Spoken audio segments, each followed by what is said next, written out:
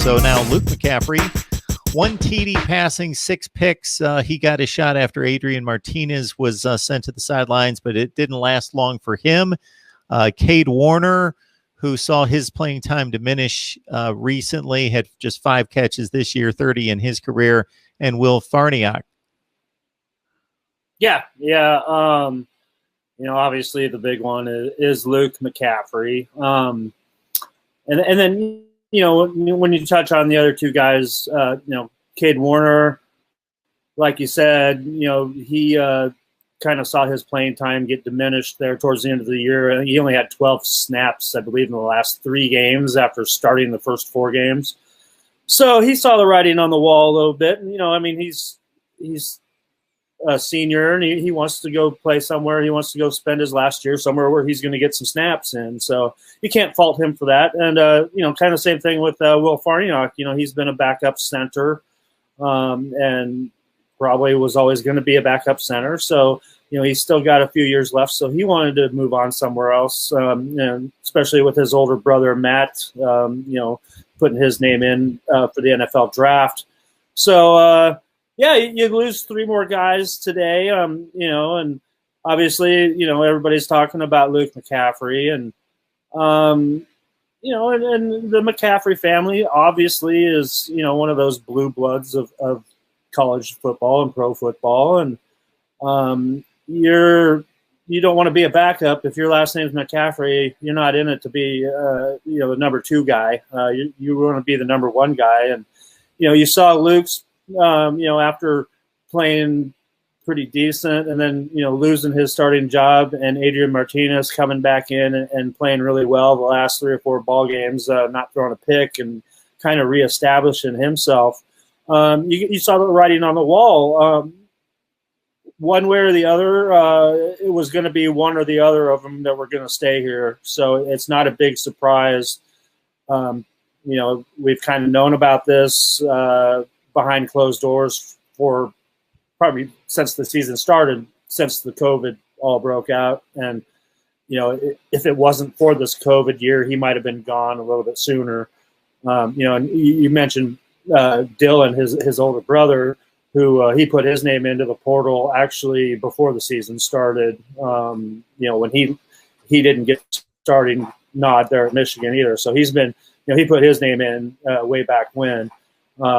So, both of them are looking for a starting gig, obviously. And, it hurts. You like to have a guy like that in the program. But now you've got – it's Adrian Martinez or bust at the moment. He's going to have to perform.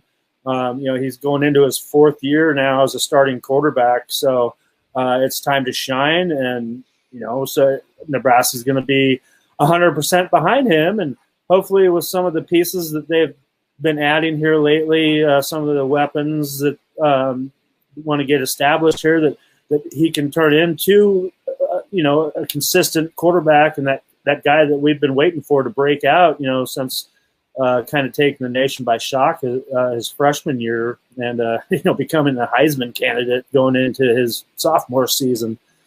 So, we wish Luke all the best. And, this is kind of the same thing. We saw this with Luke in high school as well. Not moving on per se, but he wasn't the starting quarterback when he was a junior in high school.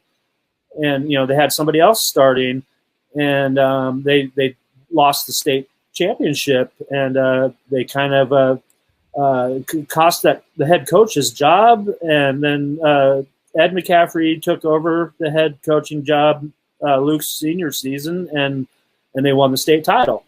So, he wants to go be a quarterback somewhere. And I think that he was probably looking at them wanting him to be that kind of all-purpose guy, like a Taysom Hill type of a guy for the Saints coming in next season. And I don't think that's not what he wants to do. He wants to be a starting quarterback just like his brother Dylan wants to do.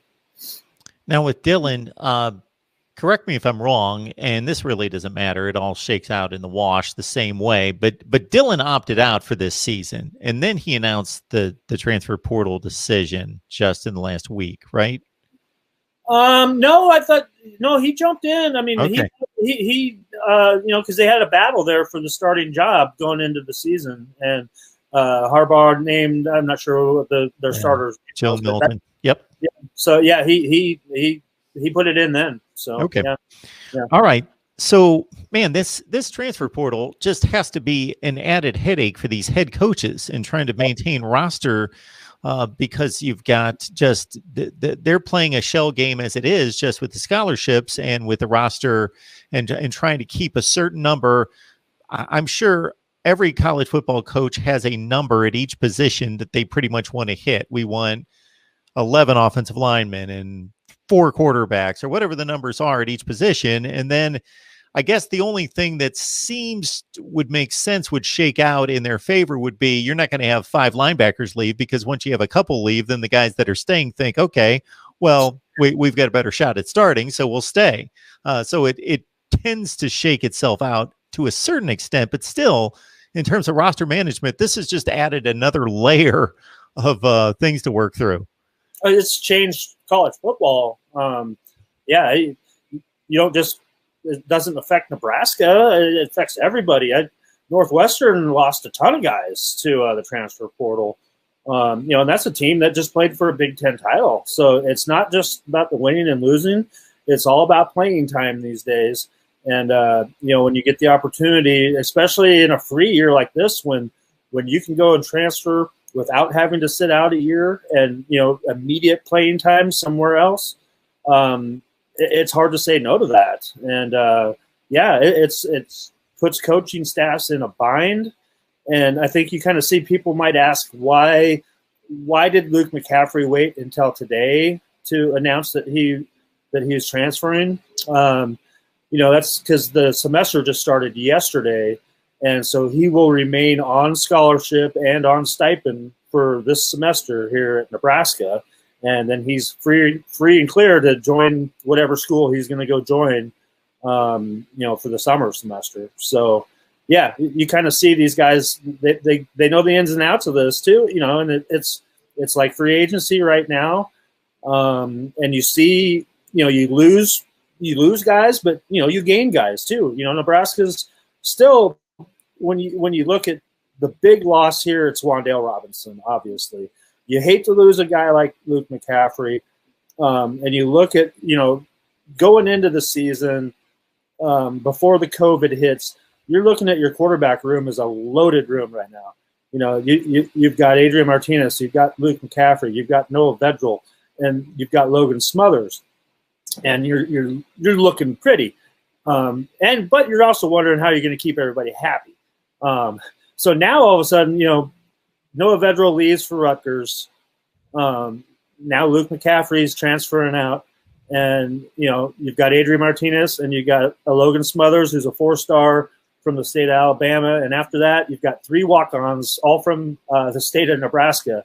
And then a scholarship incoming freshman, all from the state of Nebraska, all from the Kearney area in Hastings. It's kind of weird. But so, yeah, all of a sudden you've got to turn your rooms around quick like that. You're all of a sudden guys that you're counting on, like a Wan'Dale Robinson, he's going to be a fixture in your offense. All of a sudden he's gone. But it's next man up. It gives other guys an opportunity, and you're getting other guys coming in that see opportunity as well, because there's immediate playing time right there. And you see that with Nebraska. They bring in a top-notch receiver. They bring in a top-notch running back. So you fill holes right away, guys that have played already, guys with experience. So it's a two-way street. And, like I said, it's changed college football.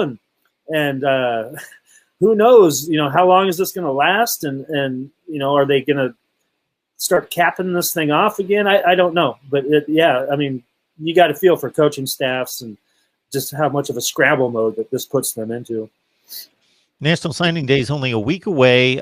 Greg has set us up tremendously over the last several weeks and several months on what the class is going to look like, and we'll have him back sometime next week to break it down on Wednesday or Thursday.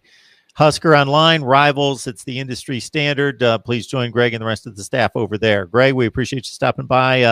I'm sure we'll have more news to talk about at some point with more transfers, and obviously National Signing Day is coming up, and we'll want to have you run down the whole class for us. So appreciate you stopping by. Absolutely. My pleasure. We'll talk to you soon.